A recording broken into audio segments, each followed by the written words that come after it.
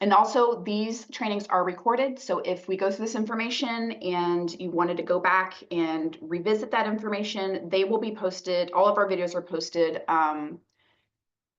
usually the following Monday after a Friday training. So there'll be opportunity for you to come back and get that information. And Katrina has said that if you have any questions, she'd love to hear them from you. So just either add them into the chat while she's talking, or we can unmute and have a conversation afterward. But let me go ahead and introduce our guest speaker today. Pull up her bio. So Katrina Wellborn is the Community Training Coordinator for the Alabama Parent Education Center and the state lead for Independent Futures That Work Project, or IFWT.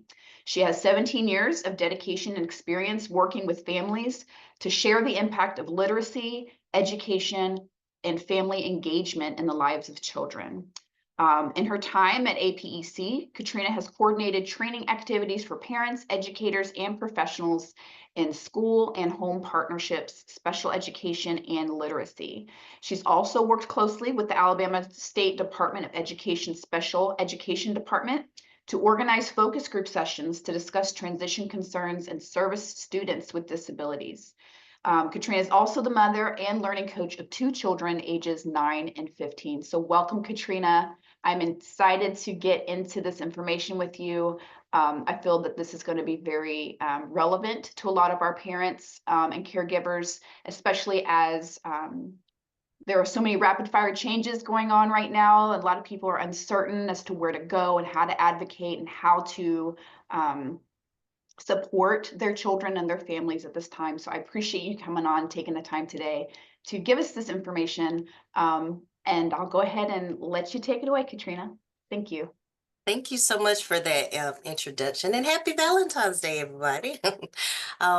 Like Jenny said, it is, I know it's so hard to carve out, an hour of your time to attend these trainings. So we certainly appreciate it. And I thank you all for having me today.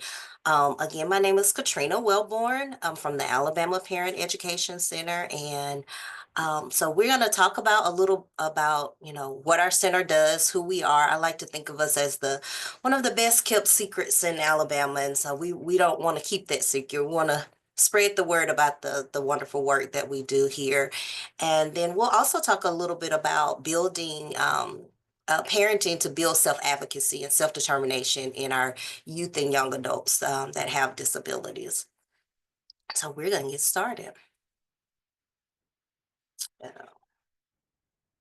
We're going to make sure technology is going to work for us to get started. There we go. And just as I said, we're going to do an overview about our agency and then talk about the importance of self-advocacy and self-determination for youth and young adults with disabilities. We're going to look at some strategies for promoting these skills in education at home and in community settings, and then look at some resources that are available. So what is the Alabama Parent Education Center? Our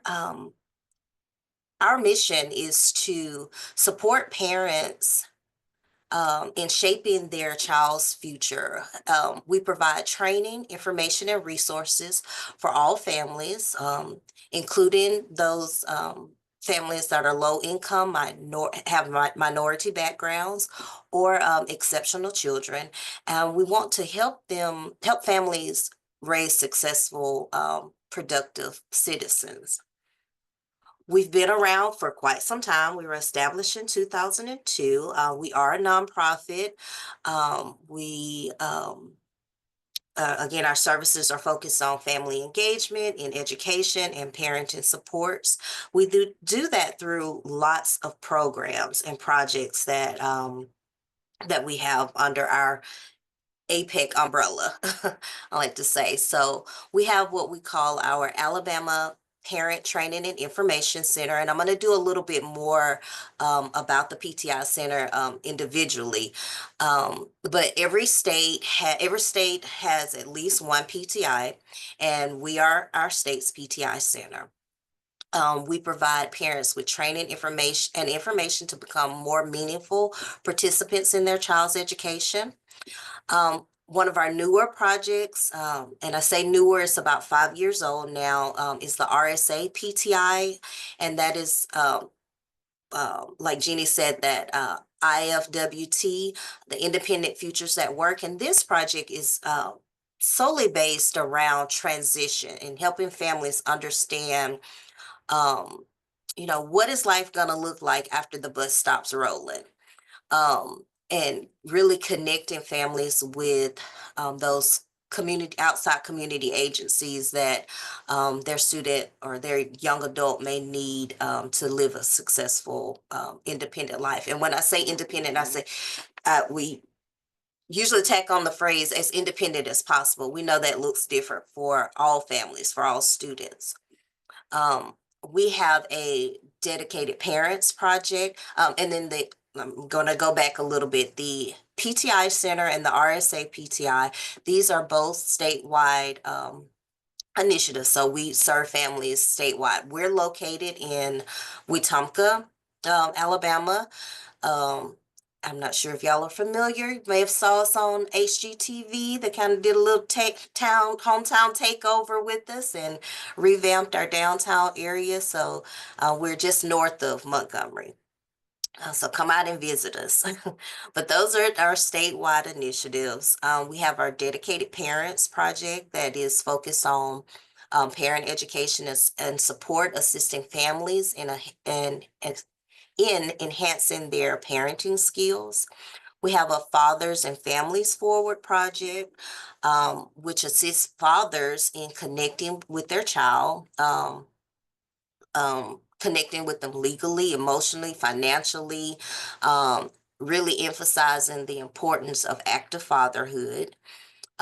Those two are while we will help anyone in the state get connected, those two are heavily focused in Elmore County. As I spoke before, the Independent Futures at Works project. We have a Growing in Literacy. We do lots of work around literacy. The Coosa County Literacy Everywhere project. We Coosa County school system recognized the low literacy levels in their district, and wanted to do something about it. And so we are now helping them with getting books out in the community for not just children with disabilities, but all children in that district. So the work that I do is working with local law enforcement, healthcare providers, and area churches to help them to not only just get books into the hands of our students, but also everyone that's surrounding our students kind of preaching and talking about the same thing, the importance of reading. Putting down the devices and picking up a book. And so we, because Coosa County, that district is such a small rural area, it's considered like a book desert. Like there's not a lot of industry, not a lot of businesses there. So it's been a really nice project. We're in year 5 of that project as well, and it's going very well. And they are seeing literacy, the scores improve, and the children are really excited about getting those books. We have our Special Families project, and this project provides prevention services to parents of children with disabilities. It helps assist them in parenting and connecting with community resources. We have our school improvement services, and that's where we work with Alabama schools to provide, again, training, information, and support aimed at improving education through family engagement. So we do a lot of stuff. Like I said before, it's kind of like the best kept secret in Alabama. We're doing a lot of work. We're a small crew. We, live out of our cars. We are, if they gather, we will come kind of an agency. So if you, are interested in any of those programs or are seeking more information about the services that we provide, we welcome you to give us a call, and we can, help work through any problems and connect to, other agencies as well. So I wanted to take the time to really talk about the Parent Training and Information Center, that is the PTI. Again, it's a project of the Alabama Parent Education Center. It is funded under a grant from the U.S. Department of Education. Hence why we were talking about the evaluations. We got to prove that we're doing what we're doing. We're doing what we said we're going to do. So we also, the purpose of this project is to empower parents and of children with disabilities by providing them with training, resources, and support to navigate the education system. Its purpose is to ensure that parents understand their rights. So we want families to understand their rights under special education law. We help families advocate effectively for their children in school meetings and during that IEP process. Help families access resources to help their children succeed in school. And then as they transition out to adulthood, we do serve families birth to around age 26 sometimes. Yeah, so, in that age range is where but we also connect families, of any age. If you had an adult that you're taking care of and needed to ask them questions, you're still, able to call us and we can help work and connect you to those adult services as well. We help families to engage with schools as partners in their child's education. We serve as that bridge between families and schools. We help to empower our families so that they can make those big decisions, so that they can be the best advocates for their child, so that they can be confident and informed advocates for their child with special needs. How do we do that? So we do that in a variety of ways, and have a variety of services to support parents of children with disabilities, to help them navigate those educational systems and advocate for their child's success. So we provide training and workshops just like this. We do, a lot of virtual trainings. We do on the ground trainings. Like I said before, if you were interested in having something in your community, call us, let us know. If you can get some people in the room, we'll be there. We'll be there. And these services are free to anyone across the state. Those trainings could be around understanding special education laws, IDEA or Section 504. We do trainings around providing guidance on the child's IEP or writing good IEPs, being evaluated for the IEP process. We offer sessions on effective communication with schools and educators, and then cover topics like transition planning, behavior management, and inclusion. We provide one-on-one support and advocacy for families. Families can call us. And so we help assist families in helping them understand their educational rights. We do a lot of direct support in IEP and 504 meetings. We do attend IEP meetings on a case-by-case basis, but we really want to educate families to be able to feel, confident in doing the advocacy for themselves. We help families resolve disputes with schools. We can help families. Sometimes it's just, you have a concern, you give us a call, and we help walk you through, maybe writing a letter. But just all of that direct support, one-on-one support for families. And I say families, but we do this for educators and professionals as well. They can also attend our meetings and seek information from us.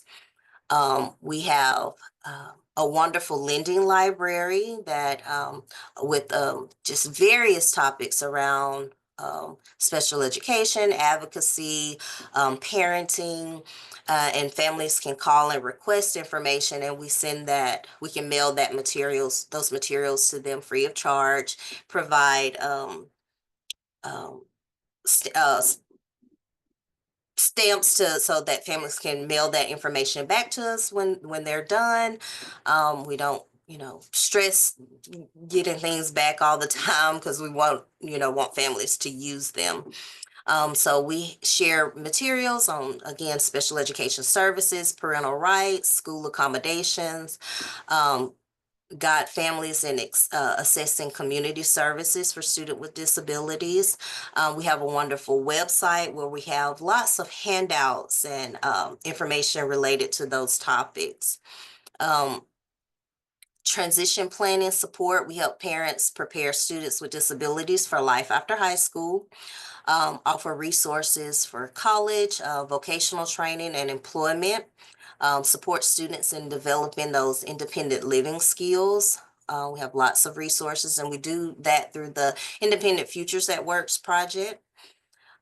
And then connecting parents to support groups and other peer mentors, work with schools and community organizations to provide special education programs, and then encourage family involvement in school improvement efforts.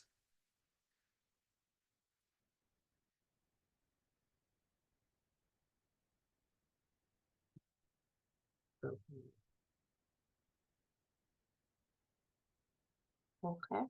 So when we talk about, and that's kind of APEC in a really quick nutshell, we've been around a long time. There's about 8 of us in the office. So again, if you have any questions about our services, please give us a call. If any of that information, piqued your interest, give us a call and let's kind of talk about how we can help or who we could maybe connect you to. So I'm going to go on and talk about parenting to build self-advocacy and self-determination. So over about the past year or so, I've been really engaged with families and meeting with families to kind of talk about self-advocacy and the importance of self-advocacy and self-determination for our youth and young adults that have special needs. And it's been really good because I tell families, you're already doing these things. You just may not have a nice fancy word to, tie it all up in a bow with. So we're going to talk about self-advocacy and self-determination for youth and young adults.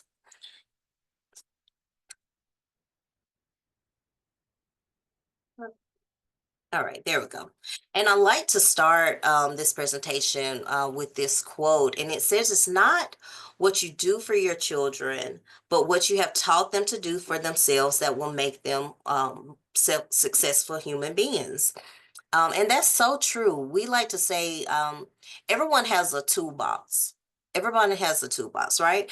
Not everybody has the same tools to operate with. And so we want to make sure that we're giving our youth, our young adults, the right tools.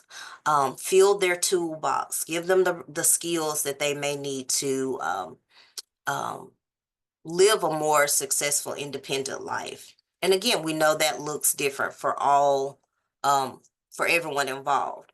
So when we talk about self-advocacy and self-determination, we know they both are important and in empowering and empowering skills for everyone, but especially for those for people with disabilities.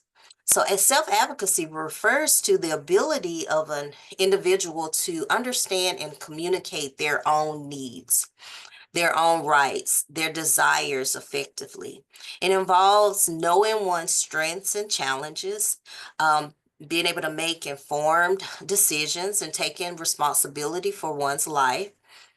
For youth and young adults, particularly those with disabilities, developing self-advocacy skills is essential for achieving independence. It's essential in navigating various systems like the education system, healthcare system, employment. Self-determination is the process by which individuals control their own lives. It's a process of them making their own choices and taking responsibility for their action. It involves autonomy, which is the ability to set personal goals and the capacity to take those steps to toward achieving those goals. Self-determination is critical for personal growth, and it allows the individual to live a life according to their values and their preferences rather than being directed or controlled by others. Um, in a sense, self-advocacy is the foundational belief that supports an individual to be self-determined. Um, in turn, the set of skills associated with self-determination also includes self-advocacy.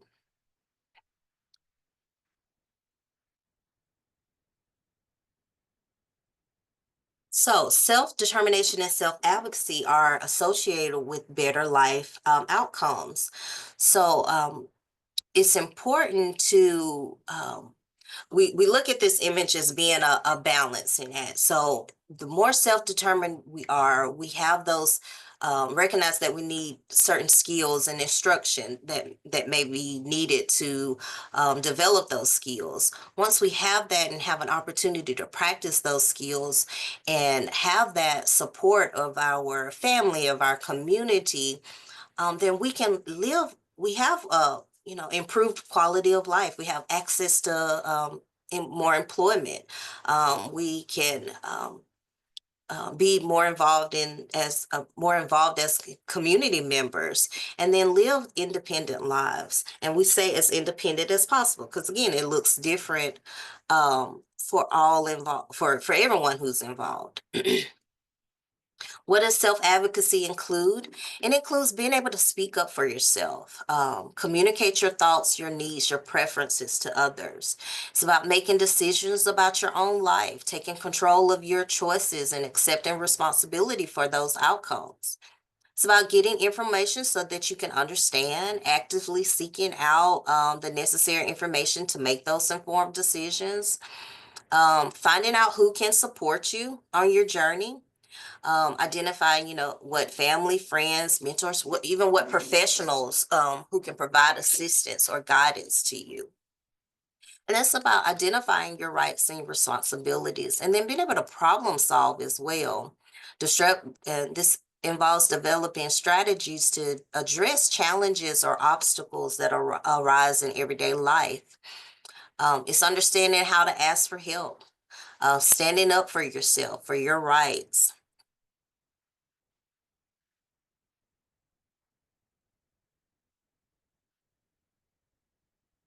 So sorry there.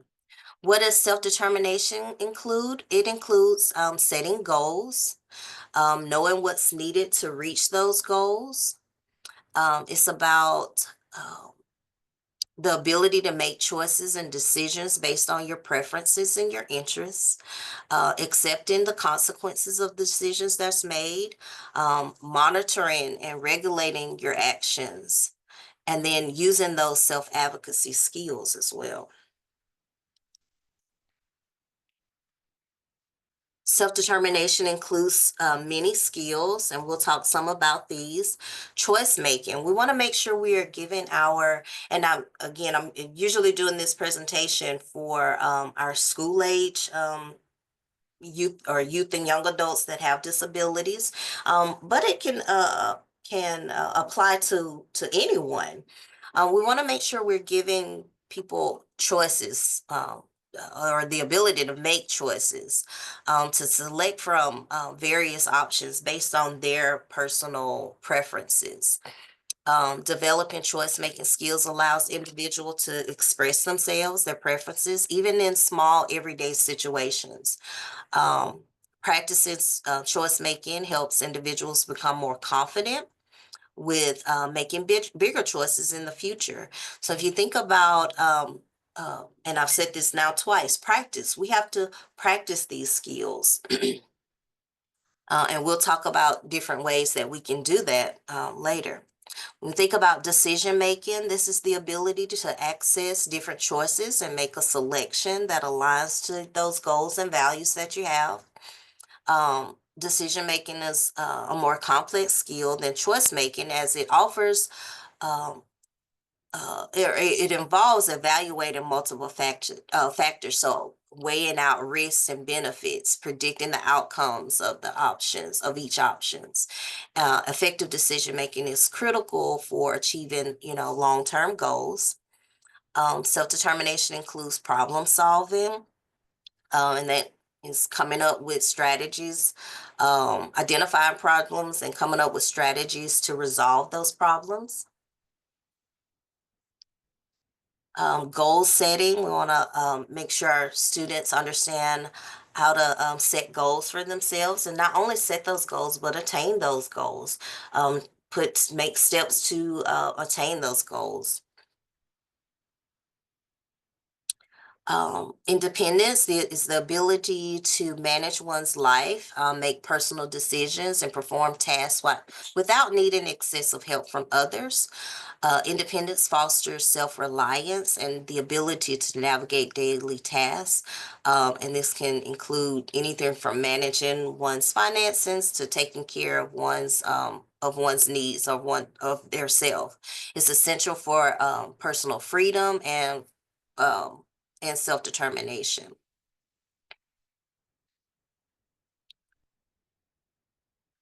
Self-observation. This is the ability to monitor one's own behavior and performance and actions. Self-observation is the foundation for understanding personal strengths and areas of improvement. It enables individuals to track their progress towards goals and adjust their actions as needed. When we think about evaluation and enforcement, evaluating one's own performance and using positive reinforcement or constructive feedback is useful in helping guide different behaviors. So by evaluating process and recognizing accomplishments, individuals can build motivation and self-confidence. Reinforcement strengthens positive behavior and encourages continued effort toward achieving goals. Um, Self-determination includes skills in self-awareness and self-knowledge. And this is understanding one's own emotions, understanding what drives us, what our strengths are, what our weaknesses are, and how those affect our world around us and how we interact with others. Self-awareness is crucial in making informed decisions that align with personal goals and values. Self-knowledge allows individuals to recognize how their actions affect themselves and others, which is essential for growth and success.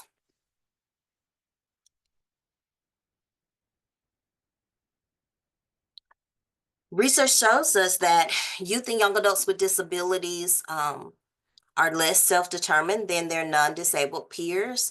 But it's important that we not assume that this is in any way reflects the capacity of people with disabilities to become self-determined. Research shows us that people with disabilities a lot of time have fewer opportunities to make choices and express preferences across their daily lives. So we want to never assume that our youth and young adults are incapable of self-determination. We do want to assume that they are in need of frequent opportunities to practice these skills, right?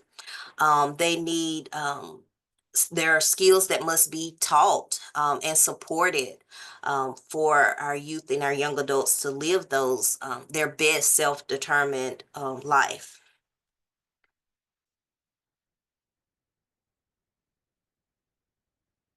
So this is if we were in the room together, and it is an opportunity, I will share these slides so that you have these. So thinking about those skill areas that I just talked about, those areas in choice making, decision making, problem solving, all of those areas. Again, we said one, there needs to be some instruction. We got to have some skill development. We got to teach our youth and our young adults how to use these skills, how to understand these skills, and then giving our youth and young adults an opportunity to practice. And so I like to tell families that we don't live in a bubble. We're not doing. We don't have to do these things ourselves. So think about all of the places that your youth or young adult might go. I was presenting this not long ago, and a parent mentioned how her daughter was involved in Taekwondo, and how that instructor could get her student to or her child to do so much more, had so much more influence over her child than she did. So we talked about, okay, well, what are ways that you could maybe talk to that instructor and say, hey, we're really working on, building more independence in my child. So how can you help me do this while she's in at Taekwondo practice? So think about all of the places you go. Maybe you're involved in a community center or a church of some sort. Where in your community can, or who in your community can help you help your child build these skills around self-determination. So this is an activity out. Once we're done, I would love to, if you guys have some, some thoughts around this, please, let me know about how you've done that, who has helped you um, help your child build these skills. So when we think about self-advocacy and self-determination for youth in their IEP, we know that students are self-determined when they know themselves and can demonstrate their skills. Self-determined youth can demonstrate the following skills in their IEP in their life. Um, when they are aware of their strengths and their needs, they can make decisions and choices and set goals. They interact with others in socially competent, appropriate manner. They realize their own potential. We're working to empower our students, our youth, and our young adults. They can value themselves as members of a larger society. I like this graphic here because it talks about knowing yourself. Again, it's all about empowerment for our youth and our young adults. We want them to know and understand. We want them to know and understand their disability and how it affects them and how it affects their education, how it affects their interactions with others around them, but just how we want them to know their strengths. We want them to know their weaknesses. What do they prefer? And when you do that, we know that you can then begin to dream beyond what's in front of you. When you know yourself, you know that there are other options. You know what options you have. You can decide what's important to you. So the more you know yourself, we can go over to the other blue box that says value yourself. We can accept and value ourselves. We can admire the strength that comes from our uniqueness. We can recognize and respect the respect rights and responsibilities. We can take care of ourselves. So when we know more about ourselves, we can value ourselves more, and then we can plan. We can think about, okay, what is it that I want in my life? I like to say all the time. So my youngest daughter receives special education services, and it's not about what I want for my 9-year-old, my now 9-year-old. It's not about what I want for her. It's about what she wants for herself. I can help guide her. I can help direct her, but it's not my life. I don't want anybody planning my life for me. So I want for her to build her confidence and being able to know and value herself, and then set goals about what does she want for the future. Um, and then again, we can set all the goals that we want, but if there's no action steps being taken to meet those goals, how successful are we going to be, right? So the more we know ourselves, we can value ourselves, we can start planning to achieve those goals that we have ourselves. We can take action. We can take more risks, and then we can start learning from those outcomes, because every plan doesn't go according to plan. Everything that we plan doesn't always happen exactly the way that we hoped, but we can always learn from the missteps or the success of the plans that we create.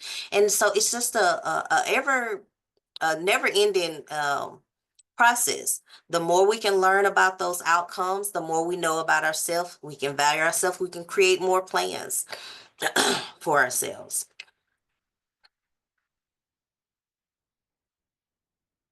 How can we do this in elementary school? Again, these are things that I'm sure you've already been doing or have already done with allowing your student to choose within activities. Choose between two or more activities. Decide when an activity might happen, who is going to participate in that activity.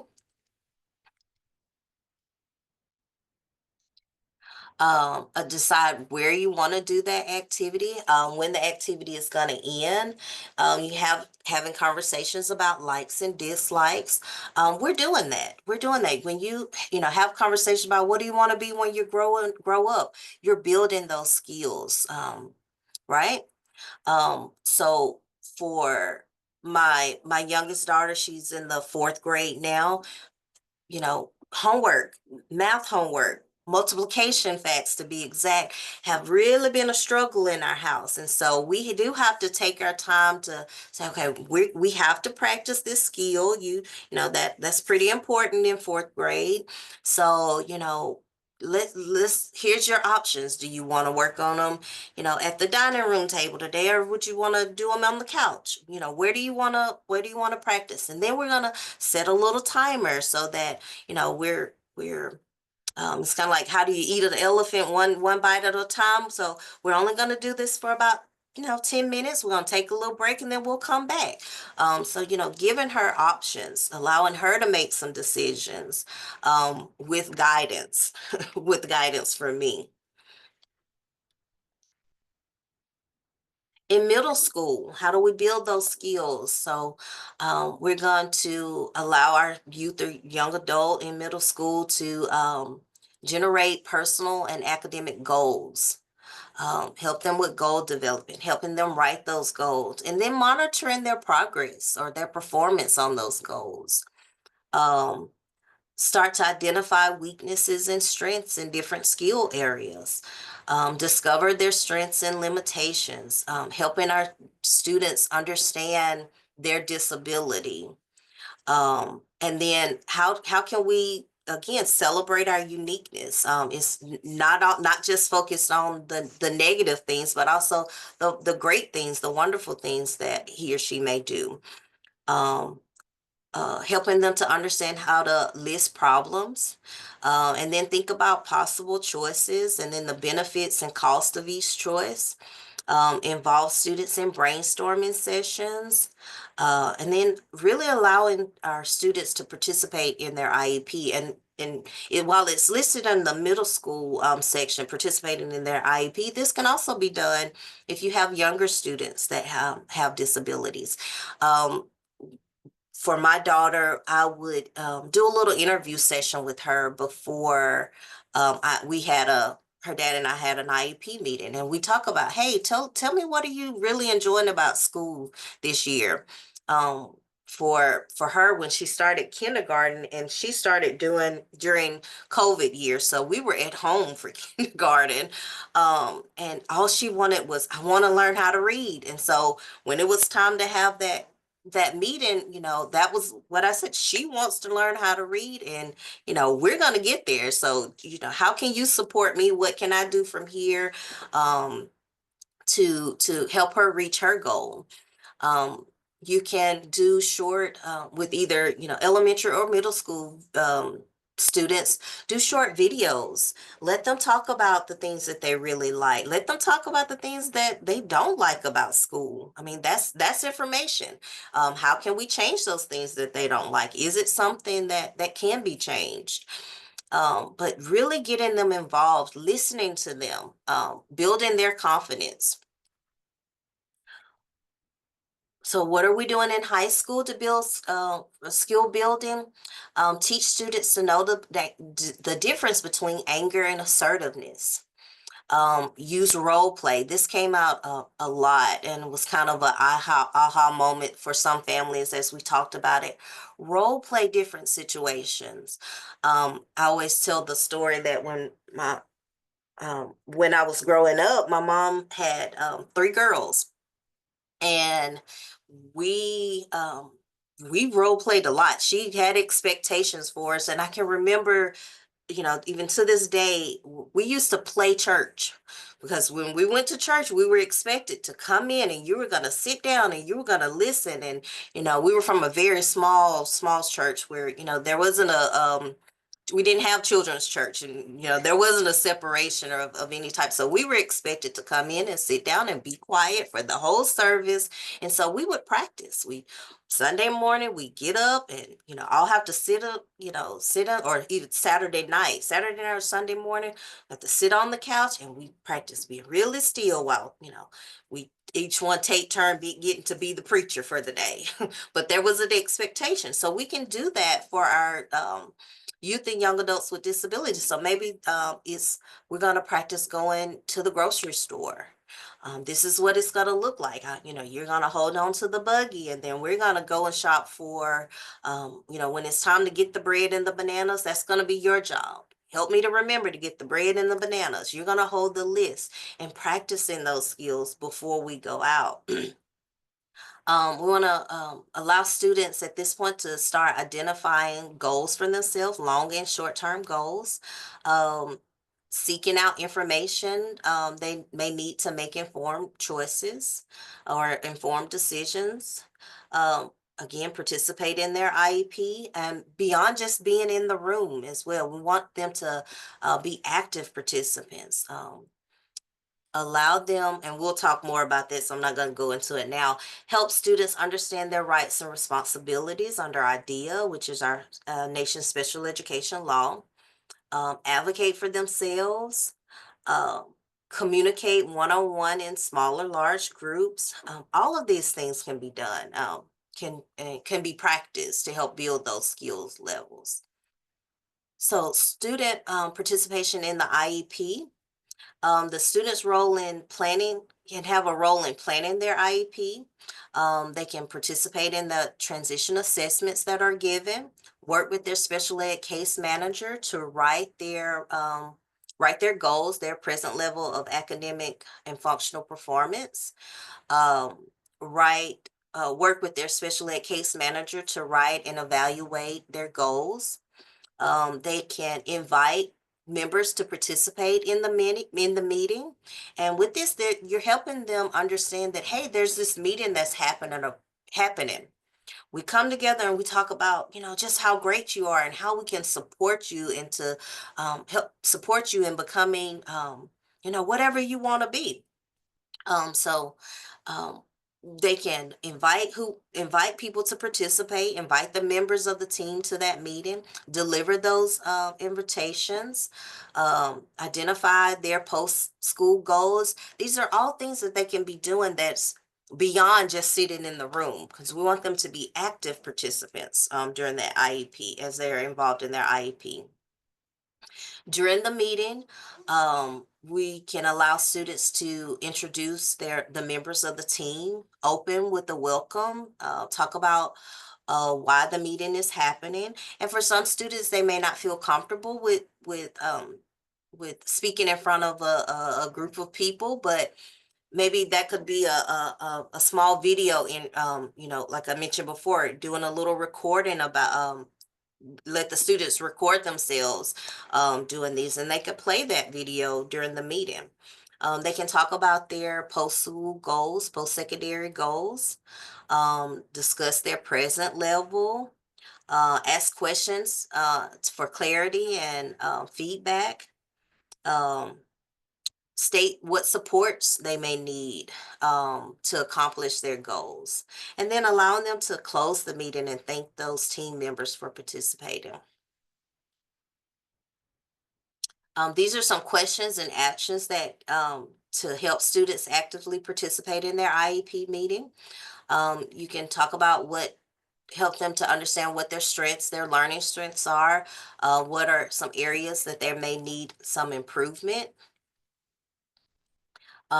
what talk about their career or employment interests, talk about how they learn best.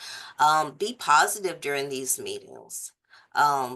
positive and focus on what the student can do. We want to make sure that we actively listen, take notes, use those notes.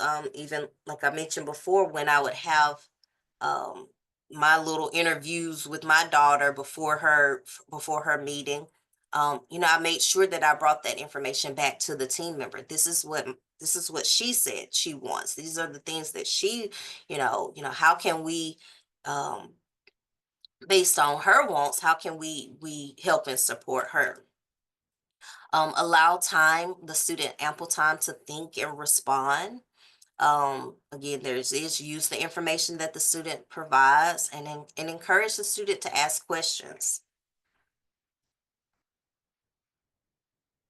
After the meeting, allow time to self-evaluate the meeting.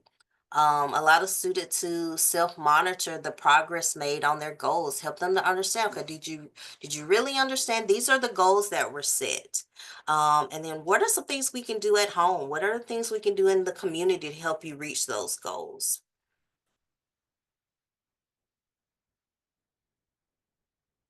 I know that was a lot of information, and it always is. But we are here to help. There are some resources out there. The first one is our website, the Alabama ParentCenter.com. And we've talked about the supports that we provide. There are lots of tip sheets out there, some that we've created, some that are, we found that are um, from other national organizations that that are just good information. So I encourage you to go out there, whether you have a young person with a disability or you're supporting someone else in your family that has a disability, there may be some information out there to help you. Again, the Independent Futures That Works project is all about transition. So if you do have a student that is in middle school or high school, and I know it's always odd to think about to start thinking about life after high school in middle school, but it is so important. That is one of the things that, as Jeannie mentioned, I have done a lot of work with the State Department to do focus groups around transition services, and families wanted to hear this information earlier, to know so that they can know what to expect from life after high school. And so that Independent Futures That Works project is all about connecting families to services and starting to think about what happens after the bus stops rolling. The I am determined .org. This project focuses on providing instruction, models, and opportunity to practice skills, all related to self-determination. This is a really good site if that is, something you're looking for or skills that you're trying to build. Opening the doors to self-determination skills. This is a small handbook for planning for life after high school. And it lists or deals with the skills that a student may need, no matter what option they choose. So, if they want to work or, continue on in some type of education, independent living, really, really good resource here.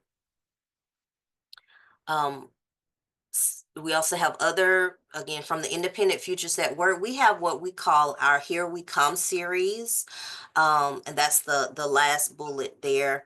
And it's checklists related to living, learning, and working independently. And so what skills are related to are needed in each of those categories. And so it's a way that you can allow your student to demonstrate their mastery of those skills, and then being able to we tell families to use it as an evaluation and take it back to your IEP team to say, hey, we're really strong in this area, but we're showing some weakness here, and how can we build this into our IEP and work on setting goals around building those skills.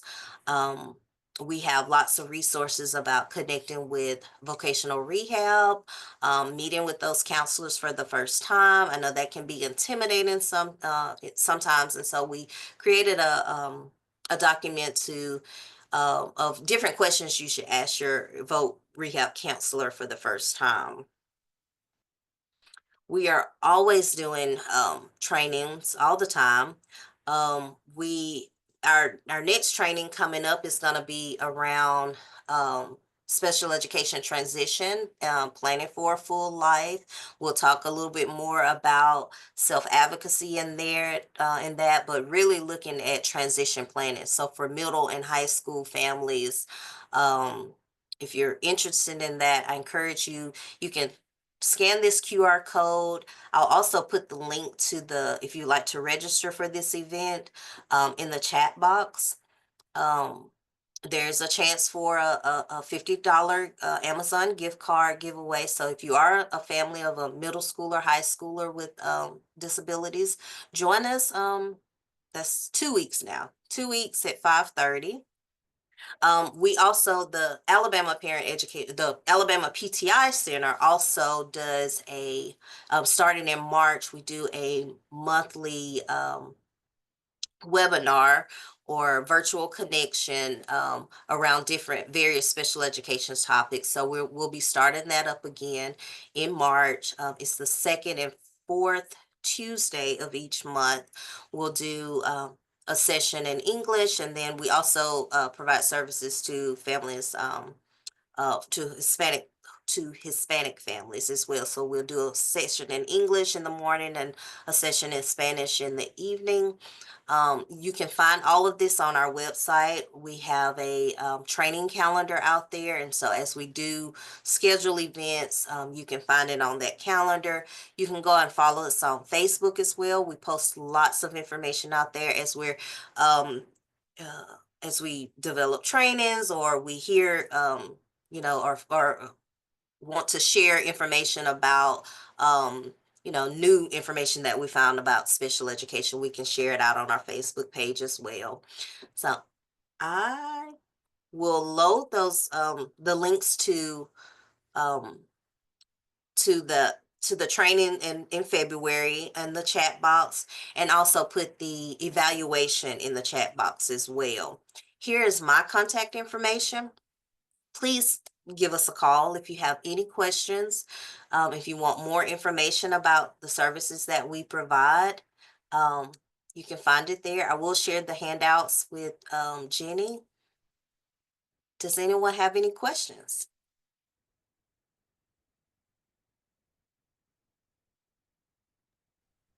While everyone is gathering their thoughts, I just want to thank you for that information, Katrina. I think you're right. This is one of Alabama's best kept secrets.